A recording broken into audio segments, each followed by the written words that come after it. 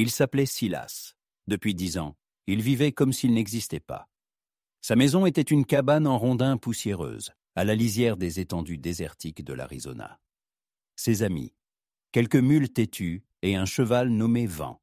Sa vie était une routine où seul le travail avait sa place. Chaque matin, il se levait à l'aube, buvait son café noir, puis partait travailler. Il creusait un puits, réparait la clôture, s'occupait du bétail. Le soir, il buvait du whisky, regardait les étoiles, si proches qu'on aurait pu les toucher, puis se couchait. Jour après jour, année après année, la vie s'écoulait ainsi. Silas ne parlait à personne, n'allait pas en ville, ne cherchait aucun contact. Il vivait simplement, comme un fantôme. Il était devenu ainsi après l'avoir perdue. Helena. Elle était son soleil, celui qui réchauffait sa vie. Mais un jour, elle était partie en ville pour aider sa famille. Et lui était resté. Un mois plus tard, Silas apprit que la mine où travaillait son père s'était effondrée. Helena s'y trouvait, et elle n'était plus. Il ne pouvait y croire. Il ne pouvait plus vivre dans un monde sans elle. Alors il s'était enfui. Enfui ici, au bout du monde, pour oublier, pour ne plus ressentir la douleur. Et il y était presque parvenu.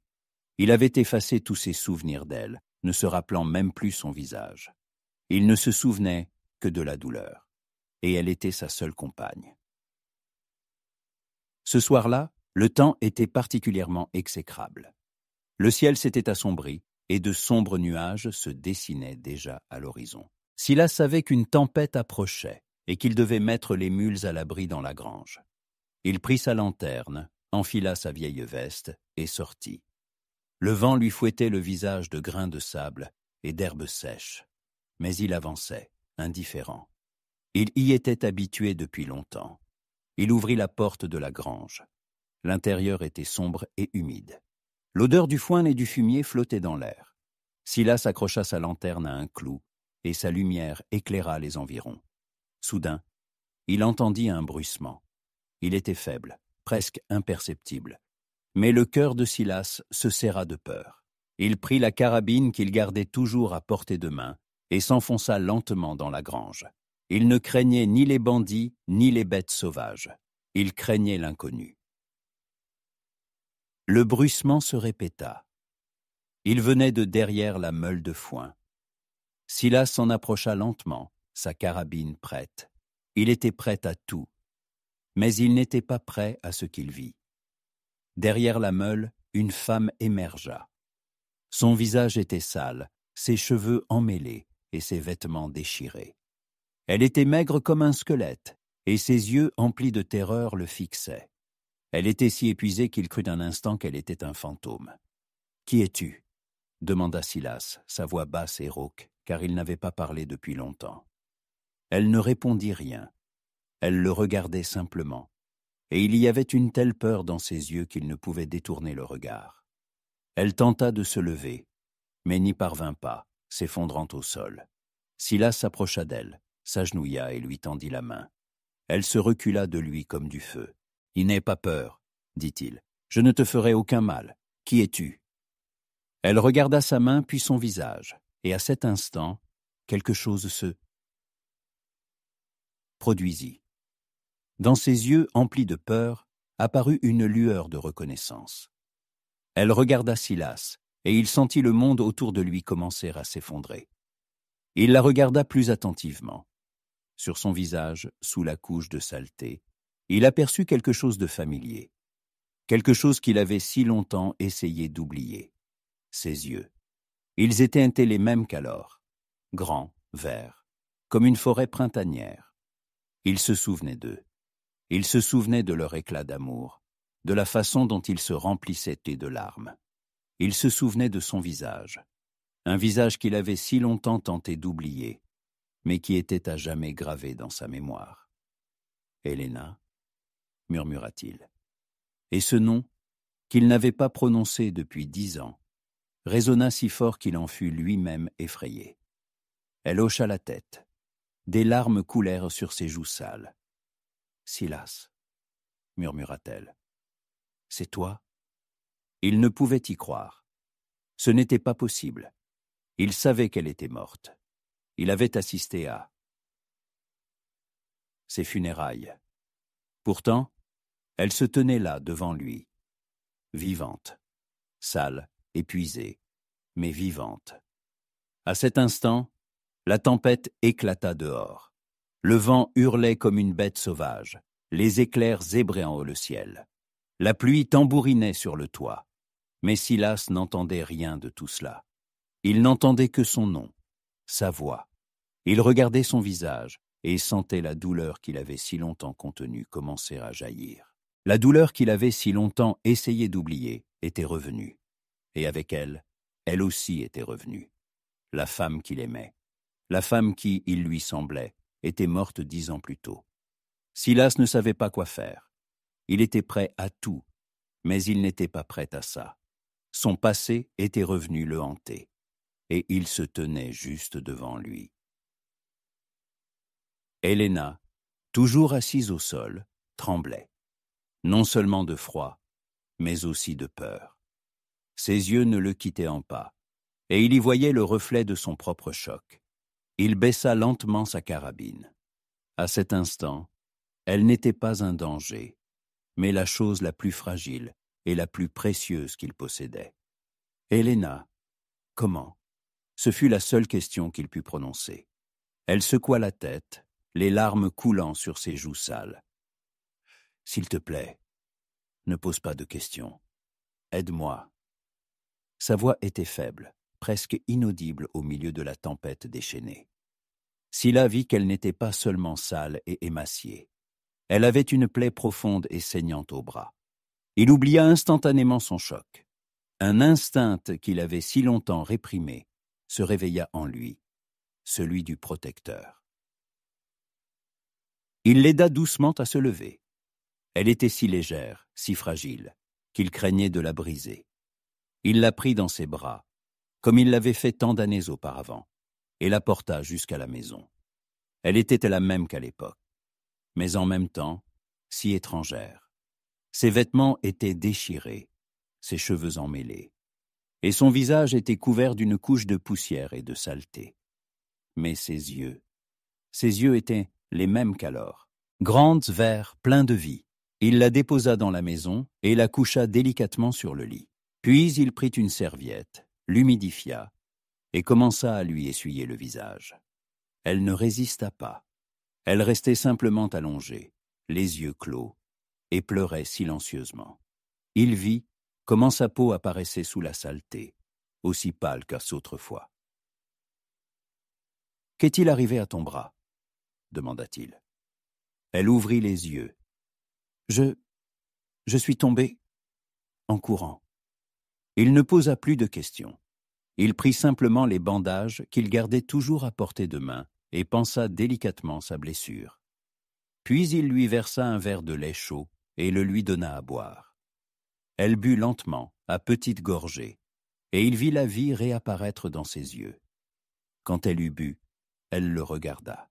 « Silas, tu as tellement changé. »« Je suis en vie, » répondit-il. « Et toi, tu étais censée qu'être morte. » Ses yeux se remplirent de douleur. « Je sais, je ne suis pas morte. Je me suis enfuie. »« Enfuie de qui ?» demanda-t-il. Elle resta silencieuse. « De lui, de l'homme qui a tué mon père, de celui qui nous a attirés dans cette mine, de celui qui me traque.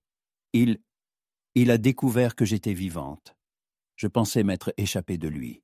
Je pensais être en sécurité, mais il m'a retrouvée. »« Lui ?» demanda Silas. « Qui est-il ?»«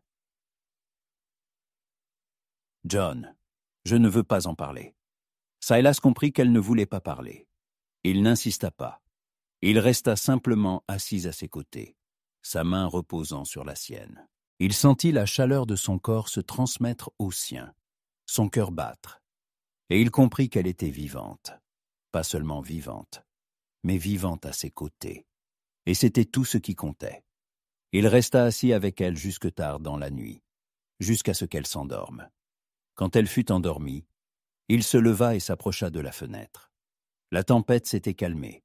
Le ciel était clair, et les étoiles brillaient de 1000 feux.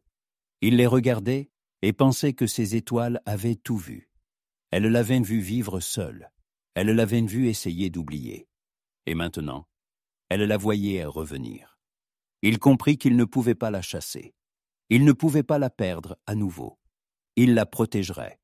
Il ne savait pas qui était John. Il ne savait pas de quoi elle s'enfuyait. Mais il savait qu'il la protégerait. Parce. Quel était son passé? Qui était revenu à lui? Et ce passé était son futur. La tempête s'était terminée aussi brusquement qu'elle avait commencé. Lorsque les premiers rayons du soleil percèrent en les sombres nuages, la maison de Silas semblait être une petite île de paix au milieu du désert infini. Mais à l'intérieur, la tempête ne faisait que commencer. Silas passa toute la nuit assis sur une chaise près du lit d'Héléna. Il la regardait, observant sa respiration, la lente montée et descente de sa poitrine. Elle était la même qu'il y a 10 ans. Il se souvenait de chaque grain de beauté sur son visage, de chaque ligne de ses lèvres. Il se souvenait de ses mains, aussi fortes qu'à l'époque. Il se souvenait de sa voix, et il ne pouvait croire qu'elle était là, à ses côtés. À l'aube, il se leva doucement, prit un seau et se dirigea vers le puits. Dehors, l'air était frais, imprégné d'ozone et de terre humide.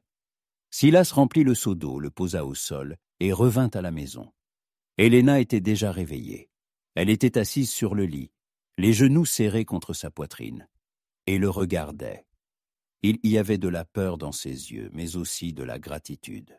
Silas lui versa un verre d'eau, le posa sur la table de chevet. Puis il s'approcha de sa malle, qui se trouvait dans un coin. Il en sortit sa vieille chemise et son vieux jean. C'étaient les vêtements qu'il portait quand ils étaient ensemble. Il les posa sur le lit. « Tu peux te changer, dit-il, et te laver. Tu as besoin de manger. » Il sortit de la pièce et se dirigea vers la cuisine. Il commença à préparer le petit déjeuner. Des œufs brouillés au bacon, du café, du pain frais. C'était que le petit déjeuner le plus simple, mais pour lui, c'était le plus important. Il le préparait pour elle. Quelques minutes plus tard, Héléna sortit dans la cuisine. Elle portait sa chemise, qui était trop grande pour elle, et son jean qu'elle avait retroussé. Elle était pâle, mais ses yeux étaient pleins de vie. Elle s'assit à table et il posa une assiette devant elle. « Merci, dit-elle. »« De rien, répondit-il. » Ils mangèrent en silence. Ce n'était pas le silence qui existait entre eux auparavant. C'était un silence rempli de motus, de questions et de réponses. Quand ils eurent fini, Silas s'approcha de la cheminée, l'alluma et s'assit en face d'elle. Il la regarda et ses yeux, qu'il avait si longtemps gardés dans l'obscurité, étaient maintenant pleins de lumière. « Raconte-moi, dit-il. » Héléna soupira lourdement. « Je ne sais pas par où commencer. »« Depuis le début, dit-il. Pourquoi t'es-tu enfuie? Pourquoi ai-je cru que tu étais morte ?» Elle commença à parler. Sa voix était douce mais assurée. Elle lui raconta comment sa famille était endettée, comment son père, cherchant à s'en sortir, avait commencé à travailler pour le nouveau propriétaire de la mine, un homme nommé John. Comment John était cruel et sans scrupules. Comment il avait falsifié des documents pour tout leur prendre. Comment il avait attiré son père dans la mine pour le tuer, afin de s'emparer de tout ce qu'il possédait. « J'étais là, » dit-elle. « J'ai vu comment il a fait. J'ai vu comment il a allumé la mèche. Je savais qu'il voulait nous tuer tous. Je me suis enfuie. J'ai couru dans la forêt, et ensuite j'ai appris que tout le monde pensait que j'étais morte. Je ne pouvais pas revenir. Je savais qu'il me retrouverait, et il me retrouvera si je reste ici. » Silas l'écoutait, et son cœur se remplit de colère. Il était si furieux qu'il ne pouvait parler. Il était en colère non pas contre elle, mais contre lui-même, de l'avoir abandonnée, de ne pas avoir été là quand elle avait eu besoin de lui. « Pourquoi ne m'as-tu rien dit ?» demanda-t-il. « Je ne pouvais pas. » Répondit-elle. « Je savais que tu irais le chercher. Je savais que tu le tuerais. Et je ne voulais pas que tu finisses en prison. Je ne voulais pas que tu perdes tout, s'il a compris. Elle le protégeait. Elle l'aimait si fort qu'elle avait sacrifié son bonheur pour sa sécurité. Il sentit les larmes monter à ses yeux. Il se leva, s'approcha d'elle et l'embrassa. Elle se serra contre lui, et il sentit son cœur battre. « J'ai été un idiot, dit-il. J'aurais dû être là. »« Tu es là, répondit-elle. Tu es là, et c'est tout ce qui compte. » À cet instant, ils entendirent tous deux le bruit de sabots. Ils se figèrent, et leurs cœurs battirent à l'unisson. Silas s'approcha doucement de la fenêtre et regarda dehors. Deux hommes armés roulaient sur la route poussiéreuse, leurs regards fixés sur sa maison. Il savait qui c'était. C'était John.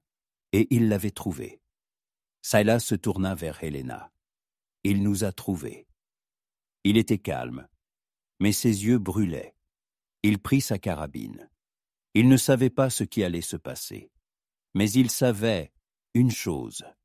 Il ne les laisserait pas la prendre. Il se battrait. Et il se battrait jusqu'au bout. Silas et Helena se tenaient près de la fenêtre, leurs visages éclairés par la faible lumière de l'aube. Dehors, au loin, deux silhouettes sombres se dessinaient sur le fond du désert infini. Leurs silhouettes ressemblaient à des prédateurs guettant leur proie. Silas comprit immédiatement qui c'était. C'était John. Et il n'était pas seul. « Il nous a trouvés ?» murmura Helena, et une terreur non feinte résonna dans sa voix. Silas lui posa la main sur l'épaule. Son toucher était ferme et rassurant. « Chut, pour l'instant, ils ne savent pas que tu es là. Ils se contentent de surveiller la maison. » Il prit sa carabine et, lentement, prudemment, regarda par la fenêtre. Son regard était fixé sur les cavaliers. Il essayait de deviner leur prochain mouvement. Il savait que John ne se précipiterait pas. Il attendrait, observerait, puis attaquerait. Il était comme un serpent qui enserre lentement sa proie avant de porter le coup fatal. « Que allons-nous faire ?» demanda Helena. « Nous allons attendre, » répondit Silas. « Nous ne pouvons pas sortir. Si nous sortons, ils attaqueront. Nous devons attendre qu'ils commettent une erreur. » Ils restèrent silencieux, observant les cavaliers. Silas nettoyait sa carabine, et Helena le regardait. Elle voyait à quel point son visage, d'habitude si fermé et détaché, était maintenant vivant et plein de détermination.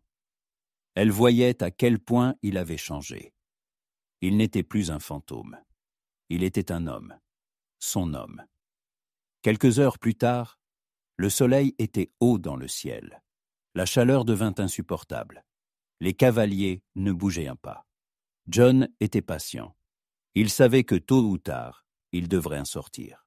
« Il sait que tu es là, » dit Helena. « Il joue juste avec nous. »« Peut-être, » répondit Silas. « Mais il ne sait pas que je suis prêt. » Soudain, l'un des cavaliers leva son fusil et tira sur la fenêtre. Le verre vola en éclats, et Silas recula vivement. La balle se logea dans le mur. C'était un avertissement. « Silas, » murmura Helena, « il veut nous tuer. »« Je sais, » dit Silas, « mais il ne nous tuera pas. Nous avons un plan. » Il la prit par la main et la tira dans la pièce. Il lui montra une petite trappe dans le sol qui menait à la cave. C'était un vieux cellier où il stockait des provisions. Il était sombre et humide, mais c'était le seul endroit où il pouvait en se cacher. « Tu resteras ici, » dit-il. « J'irai à la grange. Je ferai semblant d'être seul. Il viendra après moi.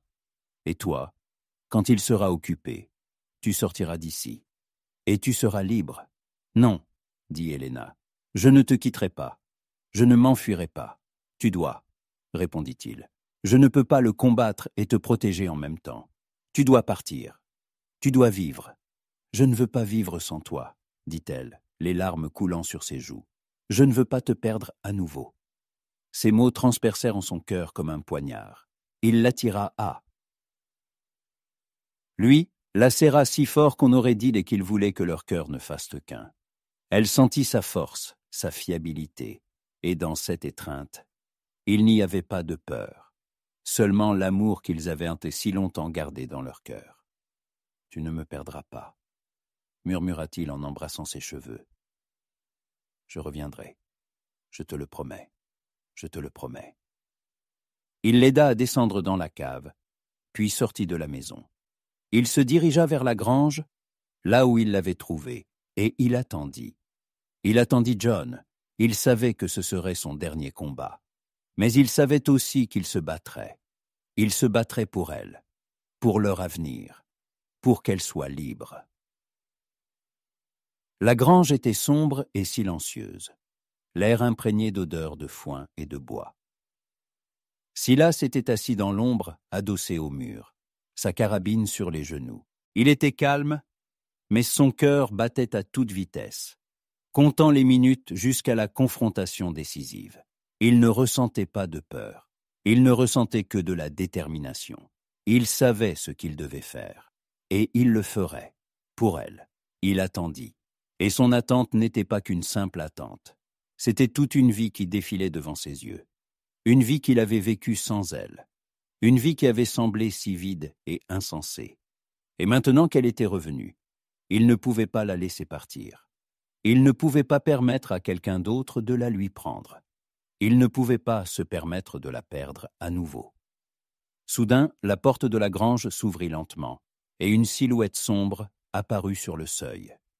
C'était John. Il entra dans la grange, un revolver à la main. Ses yeux, habitués à l'obscurité, trouvèrent rapidement Silas. « Je savais que tu serais ici, » dit John d'une voix froide et pleine de haine. « Je savais que tu ne la quitterais pas. Tu es aussi stupide que ton père, et tu mourras comme lui. »« Elle n'est pas ici, » dit Silas d'une voix aussi calme que d'habitude. « Elle est partie. Et toi ?» Il fit une pause. « Tu dois t'en aller. »« T'en aller ?» John rit. « Je ne partirai pas tant que je ne l'aurai pas trouvée. Elle me doit. Elle doit payer pour tout. »« Elle ne te doit rien, » répondit Silas. « Tu lui as tout volé, tu as tué son père, tu l'as fait souffrir. Et maintenant, tu vas payer pour ça. » John leva son revolver. Silas leva sa carabine. Un coup de feu retentit. La balle passa près de Silas et frappa le mur. Silas riposta. La balle toucha John au bras. Il cria de douleur et laissa tomber son revolver. Silas sortit de l'ombre. Il se tenait devant John, sa carabine en main. John était blessé, mais il n'abandonnait pas. Il sortit un couteau et se jeta sur Silas. Silas recula, esquiva le coup et le frappa avec la crosse de sa carabine. John tomba à terre. Silas, sans perdre de temps, le plaqua au sol et fit tomber le couteau de sa main. À cet instant, le second homme qui était avec John fit irruption dans la grange. Il tira sur Silas. La balle passa à côté, frappant le mur. Silas, sans se retourner, riposta. L'homme tomba à terre, blessé. Silas regarda John. Il gisait sur le sol, ses yeux remplis de haine et de peur. Il savait qu'il avait perdu. « Tu l'as tué ?» demanda Helena, sa voix si faible que Silas l'entendit à peine. Il se retourna. Elle se tenait sur le seuil de la grange. Son visage était pâle, mais ses yeux étaient pleins de détermination. Elle ne s'était pas enfuie. Elle était restée. « Non, » dit Silas, « je ne l'ai pas tué. Je l'ai juste neutralisé. Il partira, et il ne reviendra plus jamais. » Il s'approcha d'elle, et elle l'embrassa. Elle sentait son cœur battre. Elle sentait son corps trembler de tension. Elle sentait ses bras l'étreindre, et elle savait qu'elle était en sécurité. « Tu es blessé ?» demanda-t-elle. « Non, » répondit-il. « Tout va bien maintenant. » Ils restèrent enlacés, regardant John qui gisait au sol, blessé et vaincu. Ils le regardaient, et ils savaient que leur passé était enfin terminé. « Je t'aime, Silas, » murmura Helena. « Je t'ai toujours aimé, et je t'aimerai toujours. » Je t'aime aussi, Helena, répondit-il. Je t'ai toujours aimé, et je ne cesserai jamais de t'aimer. Il l'embrassa, et ce baiser n'était pas qu'un simple baiser. C'était un baiser qui disait que leur passé était terminé, et que leur avenir ne faisait que commencer. Plusieurs mois s'étaient écoulés depuis cette nuit où la grange était devenue le lieu du règlement de comptes avec le passé. John et son complice avaient été livrés au shérif de la ville la plus proche, et Helena put enfin respirer. Le lourd fardeau qu'elle avait porté tant d'années tomba de ses épaules, tel un manteau pesant. Elle était libre, et cette liberté se ressentait dans chacun de ses gestes, dans chaque sourire. La vie de Silas changea à jamais. La maison, qui avait été autrefois son refuge du monde, était désormais un monde pour eux deux. Chaque jour, le vide qui l'avait habité si longtemps se remplissait de lumière et de chaleur. Il ne se sentait plus comme un fantôme. Il était Silas, l'homme qui aimait et était aimé. Il s'était retrouvé et s'était retrouvé à ses côtés. Ils travaillaient ensemble, partageant chaque tâche.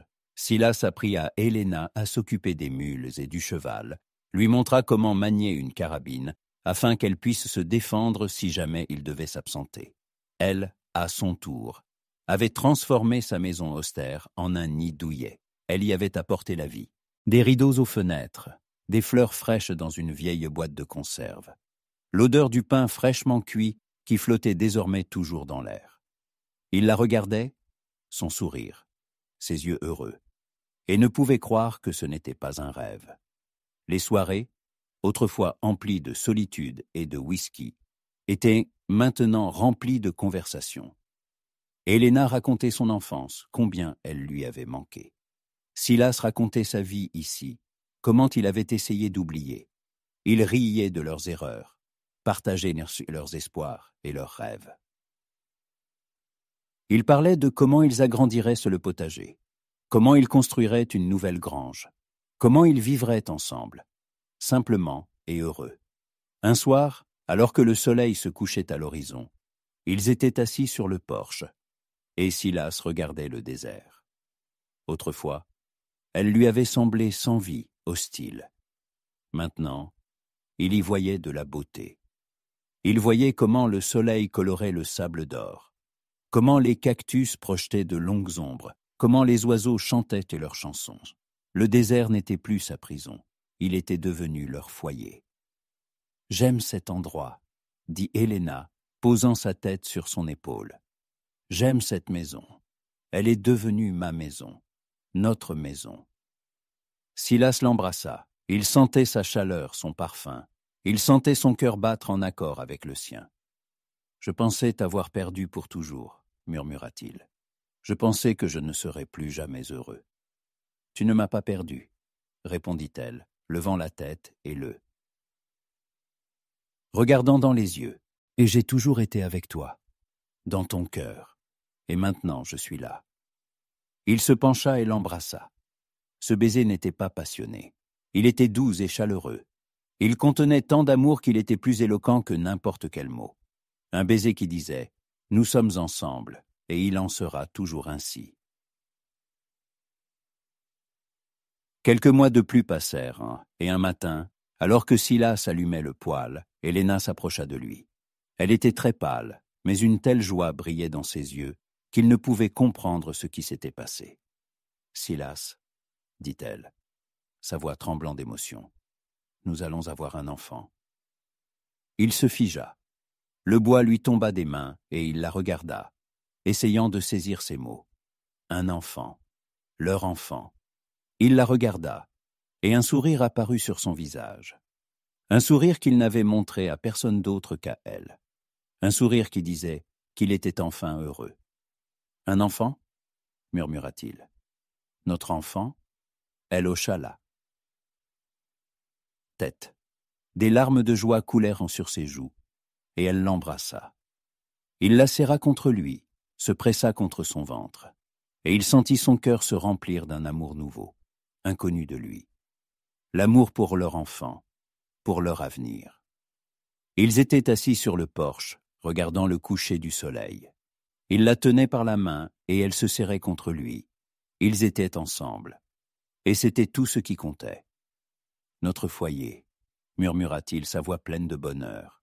« Notre enfant, notre avenir. »« Oui, » répondit-elle, « notre avenir. » Leur avenir ne faisait que commencer, telle ce nouvel et magnifique lever de soleil dans le Far West.